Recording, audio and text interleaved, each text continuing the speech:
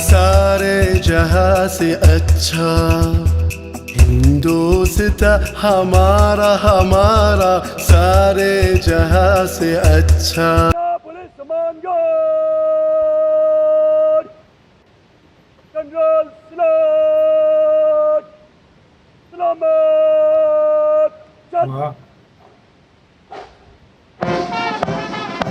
Very very happy independence day. या governments की बात करूं, हम भारत को एक पड़ोसी के तौर पे क्यों नहीं ले पाए? क्यों हमें हर वक्त यही डर लगा हुआ है 78 ईयर्स से कि पता नहीं भारत ने हमें क्या नुकसान पहुंचा देना है, क्या खा जाना है। सबसे बड़ी बात यह है कि जो चीन है, अब चीन अच्छी बातें कर रहा है, अच्छी बातें कर रहा है भारत के साथ, क्योंकि अब चीन को यह लग रहा है कि कॉमन एनिमी है वो है ट्रंप।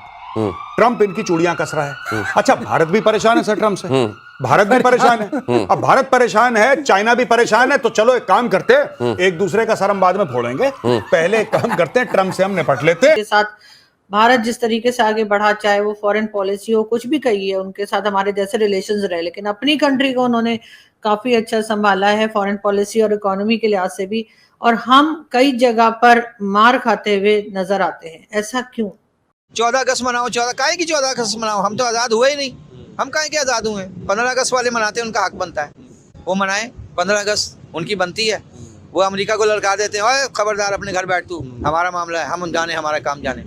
और ये वहाँ जाके वो बिल्कुल उन्होंने रशिया से तेल लिया, हालांकि अमेरिका रशिया का मसले चल रहे थे, अब तो चाइना का साथ भी उन्होंने प्रॉपर कोई एग्रीमेंट की तरफ जा रहेगा, पीस कोई कायम हो सके। हम आज भी जो है हम कहते हैं कि नमस्कार दोस्तों आज 15 अगस्त है, पूरा देश 15 अगस्त मना रहा है, और भारत की 15 अगस्त केवल स्वतंत्रता दिवस जो है, इंडिपेंडेंस डे, भारत में नहीं पूरी दुनिया में मनाया जाता है। कई ऐसी बड़ी इमारतें हैं इसमें लाइटिंग की जाती है, और इस तरह के वीडियो भी मैंने डाले हैं, जो मैं लिंक डिस्क्रिप्शन बॉक्स में दे दूंगा, आप देख सकते हैं। अब पूरी दुनिया में भारत के प्रधानमंत्री का संबोधन पहुंचता है, क्योंकि आज लाल किले से प्रधानमंत्री जी संबोधित करते हैं पूरे देश को। अब उसके बाद पूरी मीडिया की नजरें हो गई हैं भारत पे कि भारत आगे क्या करने वाला है। ट्रंप के साथ जिस तरह का टैरिफ वॉर अब भारत का शुरू हो गया है, वो बहुत ही इंटरेस्टिंग मोड पे पहुंचकर पाकिस्तान ने ये मान लिया है कि भाई भारत जो है वो झुकने वाला नहीं है किसी के भी आगे, और पाकिस्तान जो है वो पहले घुटने टेक चुका है। आप इस सब के बारे में क्या सोचते हैं? कमेंट बॉक्स में जरूर लिखिएगा। वीडियो अच्छा लगे तो लाइक करें, शेयर करें, चैनल को सब्सक्राइब करना ना भूले, बेल का आइकन प्रेस करें लेटेस्ट नोटिफिकेशन के लिए। आइए आगे बढ़ते हैं इस वीडियो में। पुलिस मानगार्ड जनरल सलामत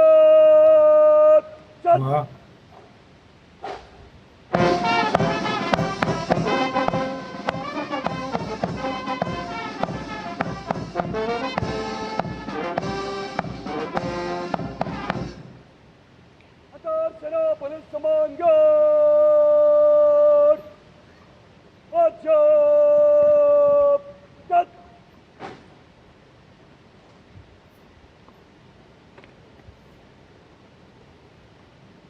ऑपरेशन सिंदूर का वो पीछे है। हाँ, ऑपरेशन सिंदूर की थीम है लगता है।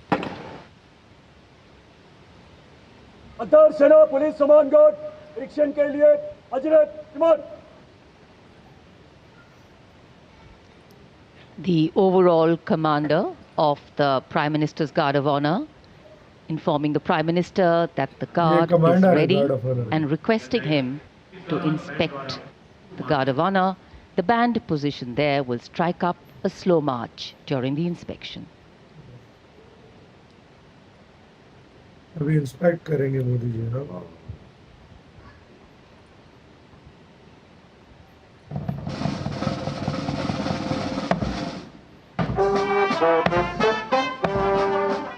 वाह यार, ये गोरखास है ना भाई, गोरखास की टोपी है। कौन सी बटालियन? नहीं, गोरखास की मुझे लग रहा है। गोरखा नहीं, भाई जो बताना है गोरखा थे ना, टोपी है ये बॉर्डर के है, राजस्थान बॉर्डर के, तो उनका बड़े मजे का नाम बटालियन का था।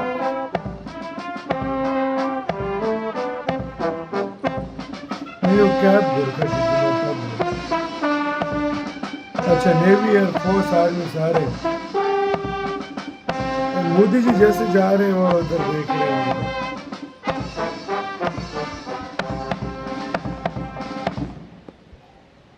एकदम उन्होंने सर कैसे सही किए देख में हम पाकिस्तान के लोगों की अगर मैं बात करूं या गवर्नमेंट्स की बात करूं, हम भारत को एक पड़ोसी के तौर पे क्यों नहीं ले पाए? क्यों हमें हर वक्त यही डर लगा हुआ है 78 ईयर्स से कि पता नहीं भारत ने हमें क्या नुकसान पहुंचा देना है, क्या खा जाना है। उसके साथ भारत जिस तरीके से आगे बढ़ा, चाहे वो फॉरेन पॉलिसी हो, कुछ भी कही है, उनके साथ हमारे जैसे रिलेशंस रहे, लेकिन अपनी कंट्री को उन्होंने काफी अच्छा संभाला है फॉरेन पॉलिसी और इकोनॉमी के लिहाज से भी, और हम कई जगह पर मार खाते हुए नजर आते हैं। ऐसा क्यों?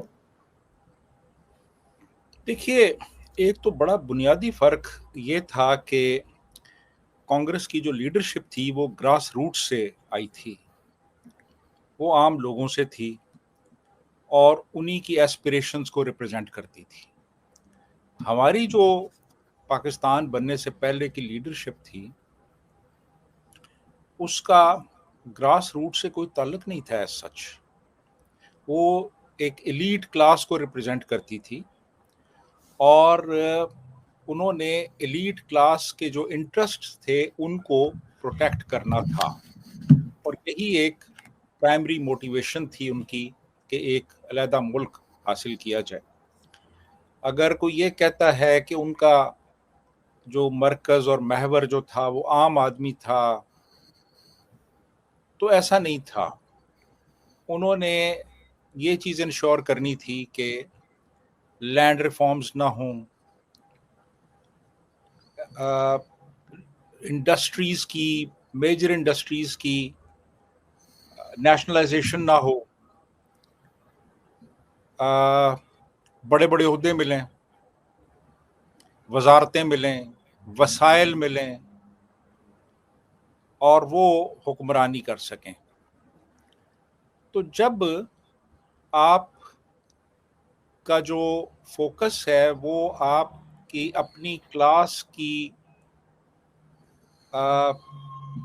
बेहतरी है और क्लास की बढ़ोतरी है और वसाइल हासिल करने की एक जुस्तजू है, तो फिर आप आम आदमी की ज़रूरियात का ख्याल नहीं करेंगे।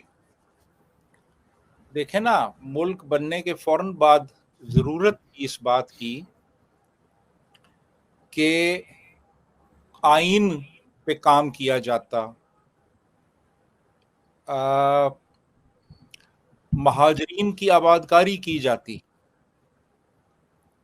इलेक्शंस करवाए जाते, अवाम के मुंतखब नुमाइंदों को हुकूमत मुंतकिल की जाती। कुछ भी नहीं किया गया और बंदर बांट शुरू हो गई कि मैंने कौन सी वजारत लेनी है और उसने कौन सी लेनी है और उसने कौन सी लेनी है, और लड़ाई झगड़े आपस में। इवन आप जिन्ना साहब को देख लें कि जिनके बारे में कहा जाता है कि जी बड़े जमहूरियत पसंद थे, वो हालांकि बीमार थे लेकिन इसके बावजूद वो कॉन्स्टिट्यूएंट असेंबली के प्रेसिडेंट भी थे, वो मुस्लिम लीग के प्रेसिडेंट भी थे और वो गवर्नर जनरल भी थे, और वजीर आजम की मौजूदगी में वो कैबिनेट मीटिंग्स प्रिजाइड करते थे और डांट देते थे वजीर आजम को। तो ये वो लोग थे। और फिर आप देखें वो NWFP की असेंबली जो है उसको फारिग करवा दिया गया, अपनी पसंद के लोग वहाँ पे ले आए। बलूचिस्तान में ताकत के ज़ोर पे एनेक्सेशन की गई। इसी तरह सिंध में अयूब खोड़ो की हुकूमत जो थी उसको फारिग करवा दिया गया। बाद में फिर यहाँ पंजाब की हुकूमत भी फारिग करवाई गई। तो ये वो लोग थे। तो जाहिर है जब आपकी दिलचस्पी एक ख़ास तबका हो, एक एलीट क्लास हो और उसी की बेहतरी के लिए आपने काम करना हो और आम आवाम किसी भी तरह से आपकी इक्वेशन में फिट ना होते हों, तो फिर यही होता है ना जो आज हम 78 साल के बाद देख रहे हैं। वो लोग अमीर से अमीर तर हो गए, उन्होंने वसाइल पे कब्जा कर लिया, उन्होंने जायदादें बना ली, बड़ी बड़ी ज़मीनें हथिया ली, कारखाने लगा लिए, और वो लोग आज हुकूमत कर रहे हैं, इसके बरक्स आम आवाम जो है उनकी हालत आज भी वैसी ही है जैसी शुरू में थी, पहले थी, कोई फ़र्क नहीं आया। इंडिया में इसके बरक्स ये हुआ कि चूंकि ग्रास रूट से लीडरशिप ऊपर आई और डेमोक्रेसी शुरू ही में उन्होंने इंस्टॉल कर दी और 1950 में उनका